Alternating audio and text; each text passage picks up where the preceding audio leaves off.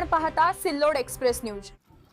शेतकरी नेते रविकांत तुपकर यांच्या बेमुदत अन्नत्याग आंदोलनाला आता राज्यभरातून पाठिंबा मिळू लागला असून बुलढाणा जिल्ह्यातील अजिंठा देवळघाट मार्गावर शेतकऱ्यांनी आक्रमक भूमिका घेत रास्ता रोको आंदोलन केले। प्रतिनिधी सय्यद इरफान, क्रांतिकारी शेतकरी संघटनेचे शहराध्यक्ष अरबाज खान यांच्या नेतृत्वाखाली हजारो शेतकरी रस्त्यावर उतरले। यावेळी आंदोलनकर्त्यांनी टायर जाळून शासनाच्या विरोधात तीव्र निषेध व्यक्त केला। रास्ता रोको आंदोलनामुळे काही काळ वाहतुकीवर परिणाम झाला होता।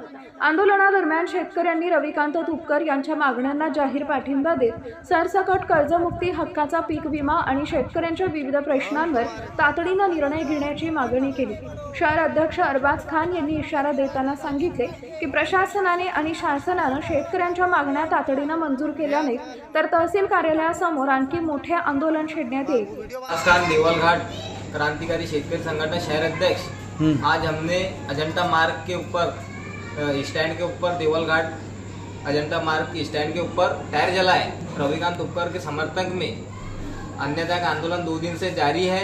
अभी तक प्रशासन कोई सरकार ने दखल अंदाजी नहीं करे, तो हमारी ये मांगनी है कि सरकार जल्द से जल्द उनकी मांगनी पूरी करे, नहीं तो हमने आज टायर जलाए। कल हम जो है तो आक्रामक बने पूरी ताकत से और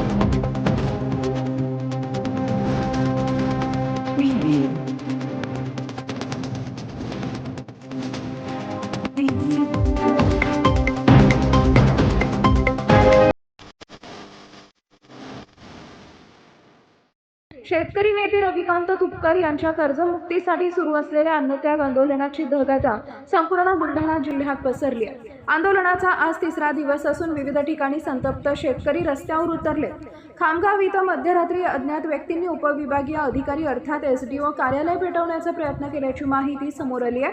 तर चिखली खामगाव मार्गावरील पेठ पुलावर शेतकरी आंदोलकांनी टायर जाळून निषेध नोंदवल्याने काही काळ वाहतूक विस्कळीत झाली।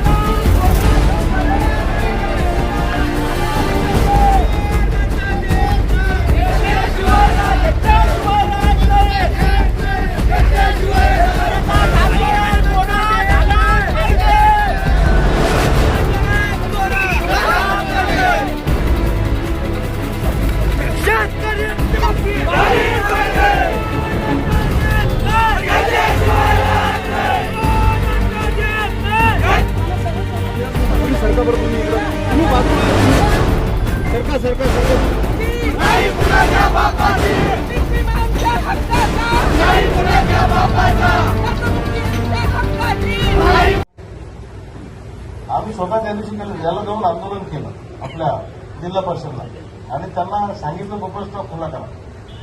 त्यांनी प्रस्तावच 2 दिवस उशिरा पाठवला। आता आज सही होईल त्याच्यावर किंवा काल झाली असेल कलेक्टरची बफर स्टॉप खुला करा, लोकांना डीएपीचं खत मिळू द्या। आता खत द्यायचं नाही, मग ऑगस्टमध्ये देऊन आमच्याबरोबर चर्चा करून याचा निर्णय द्या.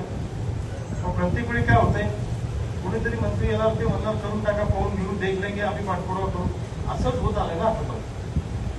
अगोदरच्या पण बैठकांमध्ये आमच्या असंच झालं. सह्याद्रीवरच्या बैठकीत आम्हाला सांगितलं सगळ्या शेतकरी नेत्यांची चर्चा करू, मुख्यमंत्र्यांबरोबर चर्चा झाली, तुमची सूचना विचारत होती. कोणाची घेतलं नाही. परदेशी समितीनं अहवाल डिक्लेअर करून टाकला, संपून टाकलं. आज या कर्जमाफीमध्ये महाराष्ट्रातील 15-20% शेतकरी सुद्धा बसणार नाही अशी अवस्था, असं आमचं मत आहे. तुमचं काही असतं फोन येत आहे असं नाही, असं बळजबरी लावा नका घालून आमच्या लोकांनी. तुम्हाला पुरावा आहे का सापडला का तिथे कोणी, आमचा एखादा माणूस सापडला का? ते जळगाव जामोदच्या प्रकरणासारखं तुम्हाला कोणी सापडलं नाही म्हणून कोणाचा मर्डर दाखवायचा, कोणाला बी आत टाकून द्यायचं, हा धंदा बंद केला पाहिजे. अजून किती आपण घालवणार आहे? म्हणजे तुम्हाला गुन्हे एखादा आरोपी सापडला नाही म्हणून एखाद्या कार्यकर्त्याने बळजबरी टाकून तिथं का आतमध्ये त्याच्यामध्ये, असं नाही चालणार ना. आता हे उत्स्फूर्त आंदोलन आहे शेतकऱ्यांचं, हे काही संघटनेचं आंदोलन नाही, आमच्या पक्षाचं आंदोलन नाहीये. यामध्ये कुठेही शेतकरी सहभागी होतील. आता जुन्नरचे शेतकरी आले होते इथं शिवनेरीवरची माती घेऊन, ते सहभागी झाले. वेगवेगळ्या जिल्ह्यातले लोक इथे येत आहेत, आमच्या ओळखीचे लोक नसतात पण आम्हाला पाठिंबा देत आहेत. त्याच्यामुळे असं टार्गेट करून जर कार्यकर्त्यांना कराल तर सामान्य शेतकरी आंदोलन लागतील.